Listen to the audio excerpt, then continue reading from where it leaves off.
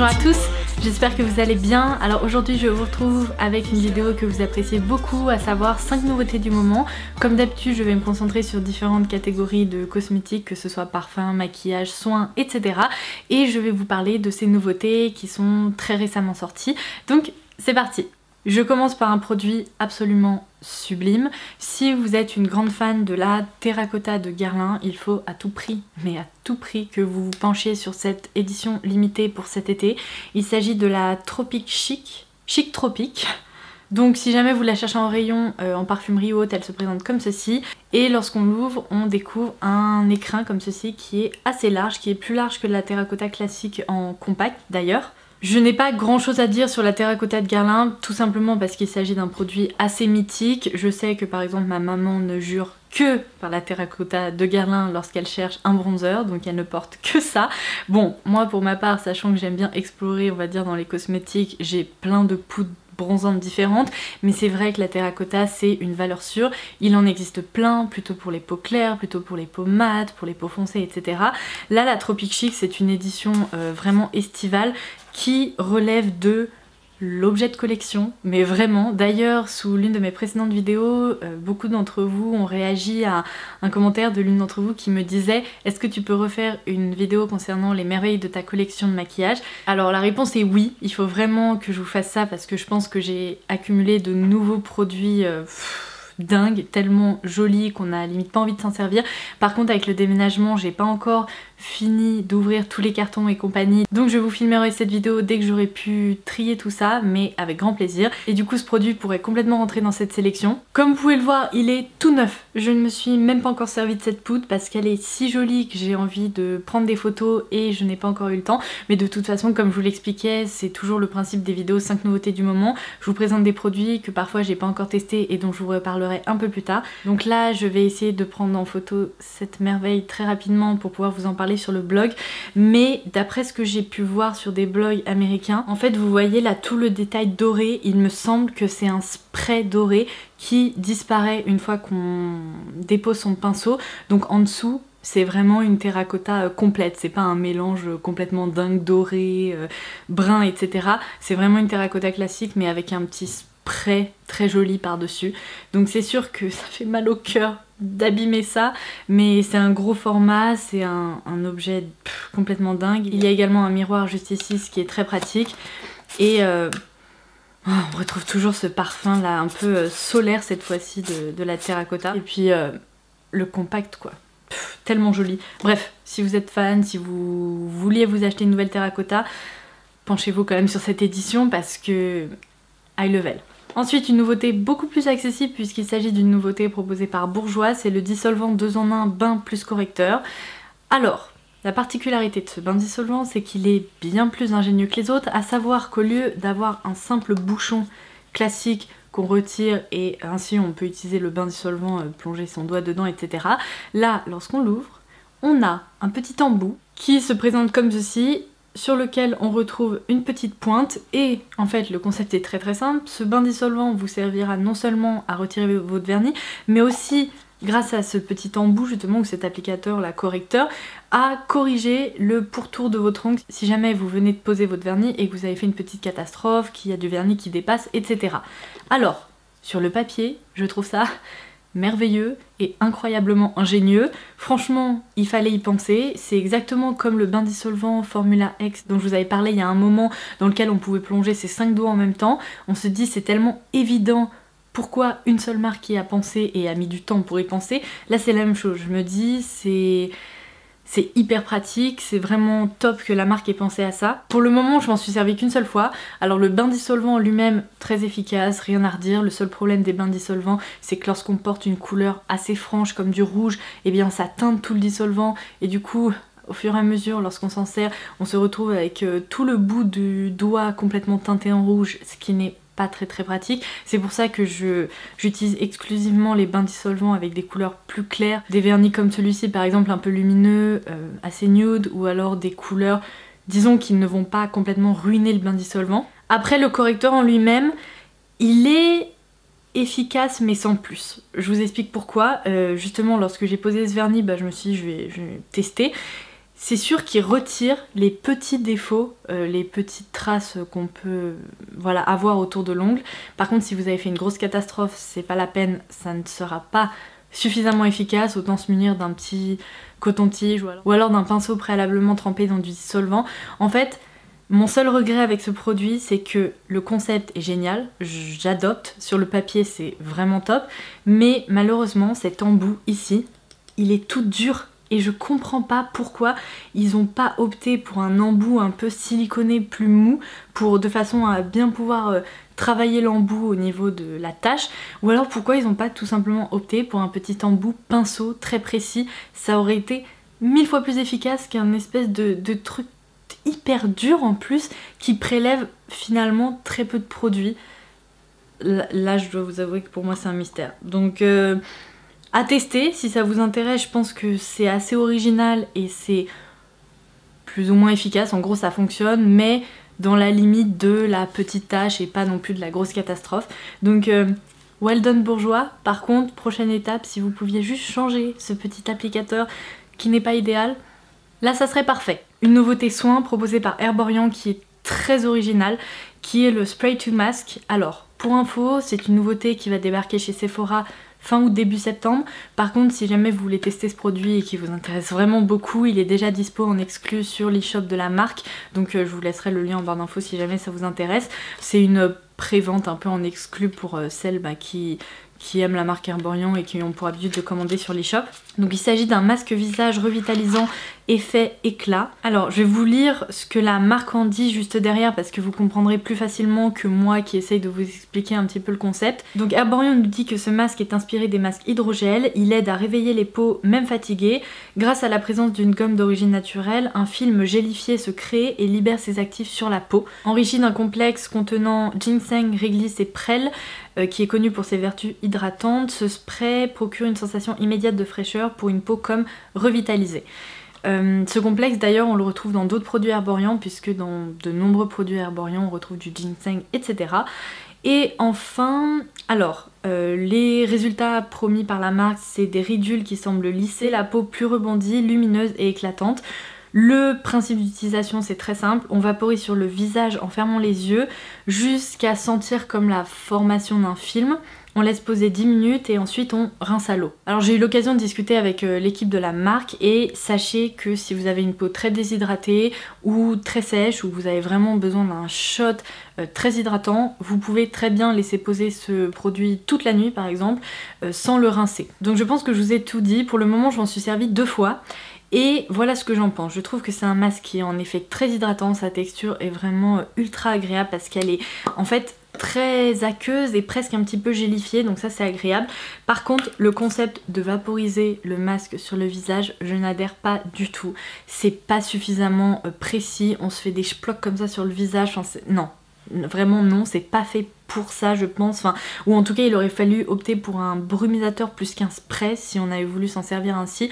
Moi ce que je vous conseille, et c'est comme ça que je m'en suis servi jusqu'à présent, j'en pulvérise un petit peu par exemple dans le creux de ma main et ensuite je répartis le produit sur mon visage. Ça permet déjà d'avoir du masque partout et pas seulement un petit schploc ici, un petit schploc là, enfin voilà c'est quand même mieux. J'étais presque un tout petit peu déçue de ne pas retrouver de parfum un peu réconfortant comme on retrouve dans d'autres produits Herborian, ou en tout cas un parfum un peu frais. Là c'est un produit qui ne sent rien du tout. Donc si vous avez la peau sensible, finalement c'est un très bon point, c'est juste qu'il ne s'agit pas d'un produit sensoriel mais juste d'un produit de soin plus classique. Comme vous pouvez le voir lorsqu'on le travaille, c'est vraiment une texture aqueuse mais qui possède un fond très légèrement gélifié, donc ça forme pas une vraie pellicule comme ils le disent. Moi je dois vous avouer que je répartis tout simplement le produit sur mon visage. J'ai jamais eu la sensation d'avoir un film, vous savez, que comme un peel-off peut-être qui viendrait sécher et recouvrir mon visage. J'ai pas cette sensation. Moi lorsque j'applique le produit sur la peau, j'ai beaucoup plus cette sensation de fraîcheur que de masque hydrogel ou que de film ou peu importe. J'aurais en effet préféré que si la marque en parle, eh bien ce soit vraiment la sensation qu'on ressente derrière. C'est pas le cas, mais en fait c'est pas très grave parce que je dois vous avouer que c'est un masque qui est très agréable d'utilisation, qui est vraiment idéal pour les peaux assez déshydratées comme la mienne ou même sèches. Mais sachez que si vous avez la peau mixte déshydratée, grasse qui manque d'éclat ou même pas particulièrement déshydratée mais que vous cherchez un petit masque comme ça un peu revitalisant pour avoir un effet peau rebondie, et bien ma foi il est plutôt très efficace. En plus on a vraiment la sensation que la peau boit le produit, donc ça c'est très agréable parce qu'au début on a vraiment ce côté très aqueux et au fur et à mesure vous voyez ça devient quand même un peu plus sec, même si on sent ce côté un peu hydratant. Pour mon type de peau je vois pas l'intérêt de le rincer, en tout cas après 10 minutes. Je trouve qu'il est plus efficace quand on l'applique le soir, qu'on laisse limite en sleeping mask et ensuite avec une lotion ou en nettoyant le matin je le retire, ou en tout cas je retire l'excédent. Mais du coup c'est quand même une nouveauté très originale. Pour ma part c'est la première fois que je vois un tel format pour un masque. C'est hyper pratique pour le voyage notamment, mais aussi pour le quotidien. C'est une texture agréable et dans l'ensemble je le trouve très réussi. Évidemment je vais continuer de m'en servir et je vous en donnerai des nouvelles, mais disons que tous les points de base, c'est-à-dire la texture, la sensorialité du produit, mes premières impressions après application justement, tout ça est positif, donc c'est un très bon début. Ensuite j'avais envie de vous parler d'une collection en édition limitée qui est une collaboration entre la marque Clinique et le designer Jonathan Adler ou Jonathan Adler, whatever. Donc du coup il s'agit d'un décorateur d'intérieur mais également d'un designer américain qui a collaboré avec Clinique pour proposer une collection en édition limitée. Alors je vais vous montrer quelques produits. Dans tous les cas sachez que j'ai déjà pris des photos et que ma revue arrive très prochainement sur le blog. Donc depuis tout à l'heure j'entendais des petits gratte-gratte, je savais pas d'où ça venait et en fait c'était Madone qui était coincée dans le placard parce qu'il a joué avec sa soeur et visiblement elle a fermé la porte derrière lui, enfin bref. Et du coup il était en mode je veux sortir. Petit chou, t'étais coincé. Bah alors, il fallait m'appeler. Hop là. Le bonheur d'avoir des chats à poils longs. Voilà que j'ai des poils partout. Bon bref, c'est un problème pour un autre jour. Je disais donc que ma revue arrivera très prochainement, mais il n'empêche que c'est une collection que je trouve très jolie. Les produits sont encore une fois hyper décoratifs et vraiment très réussis. On retrouve notamment des blushs, des fards à paupières et également des rouges à lèvres qui sont magnifiques. Je trouve que le packaging des rouges à lèvres est vraiment sublime. Alors si vous me suivez depuis un moment, vous savez que pendant un moment je n'arrêtais pas de vous parler des Cheek Pop de Clinique qui sont des blushs avec une marguerite incrustée. La formule est géniale et en fait je ne sais pas si c'est moi ou si c'est le cas. Et en fait ce qui est plutôt cool c'est que on retrouve cette formule de Cheek Pop mais cette fois-ci avec un autre imprimé pour cette édition limitée chez Clinique. Alors c'est un plus et un moins en même temps. C'est-à-dire que je sais que cette formule est géniale, je l'adore, donc c'est plutôt cool de la retrouver sous une autre forme.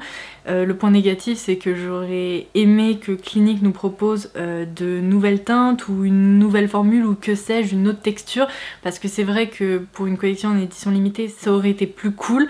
Là par exemple c'est la teinte Plum Pop que je connais déjà et que j'ai déjà en version Cheek Pop classique. Donc là il s'agit plus d'une collection qui a été repensée par le designer plutôt que l'élaboration vraiment de produits. Donc si par exemple vous aimez ce designer ou alors vous aimez tout simplement le look des produits, eh bien ils sont très très cool, la formule est géniale parce que je la connais donc je peux vous le dire, mais ne vous attendez pas à retrouver une nouvelle formule ou quoi que ce soit. Bon, au moins on la connaît et elle a déjà été validée par je pense beaucoup de personnes parce qu'elle est géniale. Les fards à paupières sont vraiment très très jolis aussi. La pigmentation est vraiment au rendez-vous comme vous pouvez le voir. Non mais ce bleu il est dingue. Je suis pas une fille qui porte beaucoup de bleu mais regardez-moi ça quoi. Enfin pour l'été c'est sublime. La seule couleur qui m'a un peu déçue et qui est assez inutile en fait c'est la Cream Pop. Qui est juste ici. C'est un... comment vous expliquer? Un beige doré, un peu champagne. Mais en fait la pigmentation est pas suffisamment intense pour avoir un fard très lumineux. Et du coup, en fait, à part un petit halo un peu doré sur la paupière, je trouve qu'il sert pas à grand chose. Donc si jamais je devais ne pas vous conseiller un produit, bah, ça serait celui-ci. Les autres sont plus intéressants. Et pour les rouges à lèvres, en fait ce sont les mêmes teintes qui sont proposées dans la collection Clinique Pop. Donc c'est juste le packaging qui a été revu. On a une pastille colorée bombée ici qui est très très jolie. Voilà, c'est vraiment un bel objet. Donc si jamais peut-être vous aviez envie de craquer pour certains produits Clinique, sachez que dans cette jolie collection vous pourrez également les retrouver. Pour ce dernier produit, je vais tricher un petit peu. Il ne s'agit pas d'une vraie nouveauté 2017. Apparemment, c'est un parfum qui était sorti en 2016. Mais pour commencer, il s'agit d'une nouveauté pour moi parce que je le connaissais pas. Donc je me dis que si je le connaissais pas, peut-être que c'est le cas pour vous aussi. 2, c'est un parfum vraiment estival. Donc si je vous en parle pas maintenant, bah en gros je vous en parlerai jamais. Et j'avais vraiment envie de le faire parce qu'il est incroyable. Et 3, c'est quand même un parfum qui a été remis en avant par la marque pour la collection été. Donc je me suis dit, bon, c'est une semi-nouveauté, allons-y. Donc Joker. Voilà, je vais vous parler du parfum Orchid Soleil de Tom Ford. Ce parfum sur papier, c'est à peu près tout ce que je n'aime pas porter en été.